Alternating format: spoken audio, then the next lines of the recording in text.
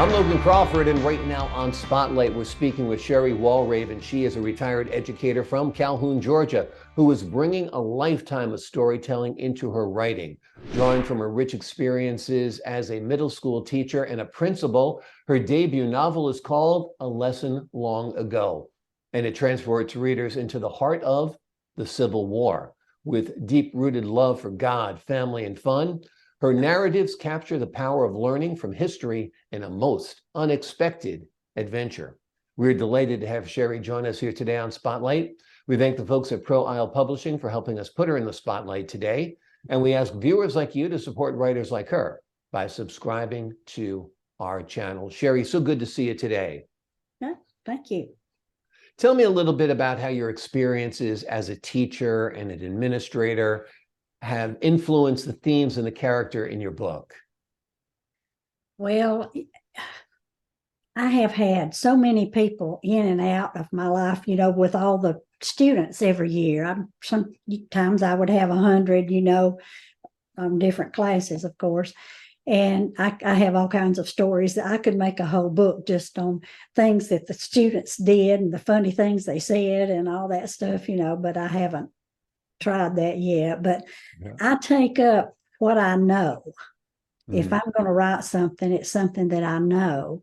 And being from the South, I probably may have some Southern quotes or something in there, like bless his heart, but I try to just keep in mind. And the reason I wrote the lesson long ago, I have 4 grandchildren. They're all teenagers, and they wanted me to write them a book. And so I told all 4 of them, give me some characters and what you want it to be about. And Lesson Long Ago was my granddaughter. And of course, she was in the 10th grade at that time. So she wanted some of the 10th grade students to be in it. And we went with that, and they had this history project, and then they decided to do it on the Civil War, and they knew they couldn't get any survivors to interview. Right. So one of the boys said, "Oh, I've got a cousin up in the mountains, and him and his friend made a time machine."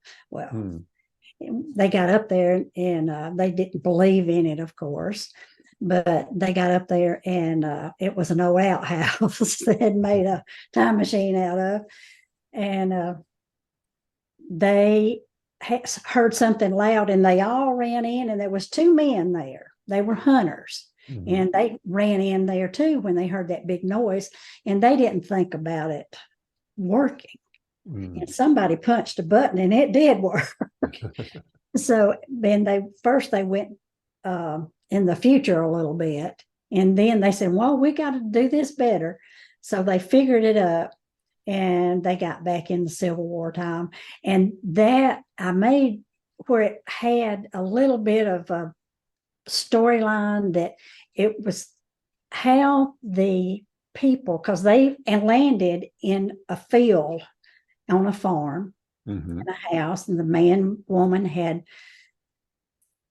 5 or 6 kids or something like that. And they finally decided to do it on the effects of the people in the farm families and how they got by and everything. And then they realized at the end of the book, they realized that, hey,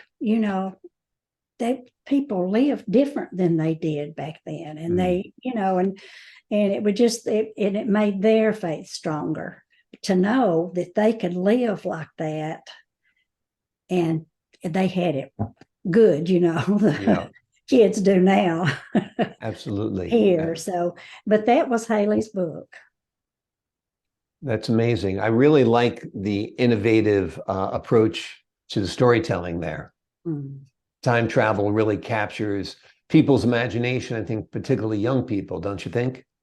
Yes, and I forget all that stuff that I learned in high school and everything, of course, and I had to do a lot of research. And my other one I made was going back in time of Revolutionary War in Boston. And I really had to do a lot. I had so much fun because I thought, oh boy, I can do this. Yeah. And I had to really get my facts straight, So I really enjoyed the research on that. But Absolutely. I like history. Yeah. Absolutely. So, A Lesson Long Ago is your first book that you've ever written? No, No? no. Tell me I about your wrote writing career. one soon as I retired in 2010. Mm-hmm. And I guess I was just sitting there one day and I thought, I always I didn't read my kids' stories. I made up them a story at bedtime. Mm. And then most of the time, I've got two in Texas. And every time I go, they say, Grandmama, please give us a story, a real good one. And I always put their names in it. And it's just something I had to make up off the top of my head, Right. And I don't know. I just have to think of it real quick. And when I write a book, most of the time I know what my characters are and I know what I want the plot to be. But I think of it as I write it, and I'll think of something else and I'll put that in. And so I make a little bit of an outline, but then something else will come in my head and I'll just go ahead and put it in too. Yeah. So I don't know, but I really, and if I was going to tell somebody that was wanting to write a book, I would tell them to write about what they know. I've traveled a lot. I have, and I wrote a book about my Aunt Hazel because I just love my Aunt Hazel, and so I made one for her going to Ireland because I went to Ireland, and I had a little bit of background of it, and I just love writing stuff like that. So Yeah. Did you enjoy diving back into history, writing about the Civil War? I did.